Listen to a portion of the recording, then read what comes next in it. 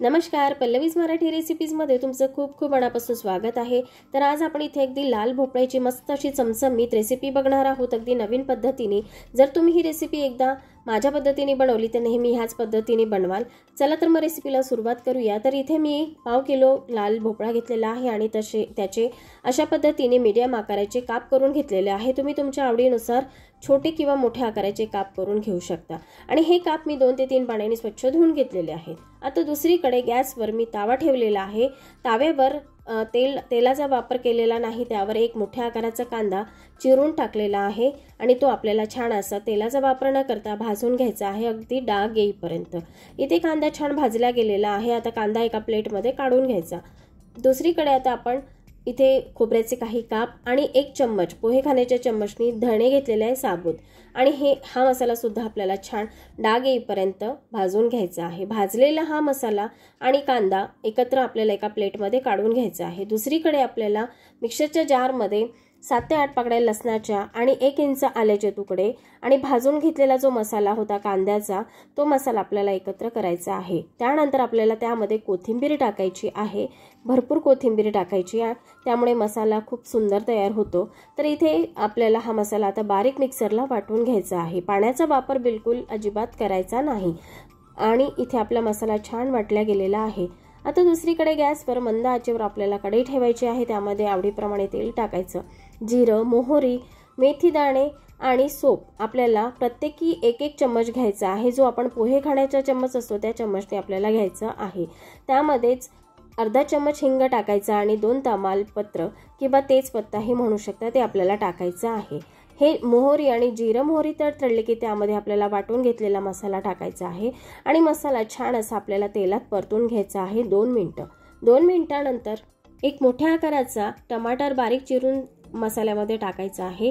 टमाटर आणि मसाला एकजीव करून घ्यायचा आहे। 2 मिनिटं आपल्याला टमाटर नरम होईपर्यंत शिजवून घ्यायचा आहे। त्यामध्ये कढीपत्ता सुद्धा टाकायचा आहे। आता सगळा मसाला आपल्याला 1 मिनिट छान असा परतून घ्यायचा आहे।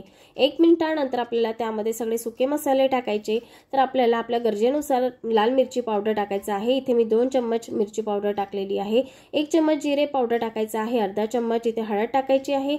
1 चम्मच गरम मसाला आणि चवीनुसार मीठ टाकायचं आहे। सगळं मिश्रण एकत्र करायचं आहे। आता इथे भाजीला छान रंग येण्यासाठी अर्धा चम्मच काश्मीरी लाल मिरची पावडर टाकलेली आहे आणि ज्या मिक्सरमध्ये मी मसाला वाटून घेतला त्यामध्ये थोडंसं पाणी टाकून ते पाणी आपल्याला ह्यामध्ये टाकायचं आहे आणि आपल्याला मसाला छान 2 मिनिटं शिजवून घ्यायचा आहे। 2 मिनिटानंतर तुम्ही बघू शकता खूप छान मसाला शिजला गेलेला आहे।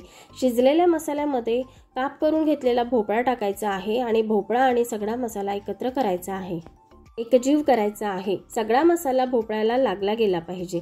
त्यानंतर आपल्याला झाकण झाकून ही भाजी 5 मिनिटं मंद आचेवर वाफेवर शिजवून घ्यायची आहे। 5 मिनिटानंतर झाकण काढायचं आणि इथे तुम्ही बघू शकता खूप छान असा मसाल्याला तवंग आलेला आहे। आता त्यामध्ये आपल्याला आवडीप्रमाणे पाणी ॲड करायचं आहे। तर त्याच्या आधी आपल्याला भाजी छान चम्मचच्या मदतीने फिरवून घ्यायची। त्यानंतर आपल्याला त्यामध्ये गरम पाणी टाकायचं आहे। लक्षात असू द्या, भाजीमध्ये आपल्याला गरम पाणी टाकायचं आहे। दुसऱ्या बाजूने आपल्याला गरम पाणी करून ठेवायचं आणि आवडीप्रमाणे तुम्हाला जेवढा रस्सा हवा असेल तेवढं तुम्ही पाणी त्यामध्ये टाकू शकता। इथे मी 2 ग्लास गरम पाणी टाकलेलं आहे आणि ही भाजी आता आपल्याला मंद आचेवर झाकण झाकून 15 मिनिटं शिजवून घ्यायची आहे। इथे 15 मिनिटं झालेले आहे। 15 मिनिटानंतर भाजी छान शिजल्या गेलेली आहे। त्यामध्ये कोथिंबीर टाकायची आणि इथे आपली भाजी मस्त अशी शिजल्या गेलेली आहे। तुम्ही बघू शकता छान असा तवंगही भाजीला आलेला आहे। अशी जर भाजी तुम्ही बनवली तर लहान मुलं काय मोठे सुद्धा नेहमी आवडीने खातील। ही भाजी भाताबरोबर, भाकरीबरोबर किंवा चपातीसोबत अतिशय भन्नाट लागते। तर आजची रेसिपी तुम्हाला कशी वाटली नक्की कमेंटमध्ये सांगा। चॅनलला सबस्क्राईब केलं नसेल तर सबस्क्राईब करा, लाईक करा, शेअर करा आणि पुन्हा भेटूया अशा नवीन रेसिपी सोबत। तोपर्यंत धन्यवाद।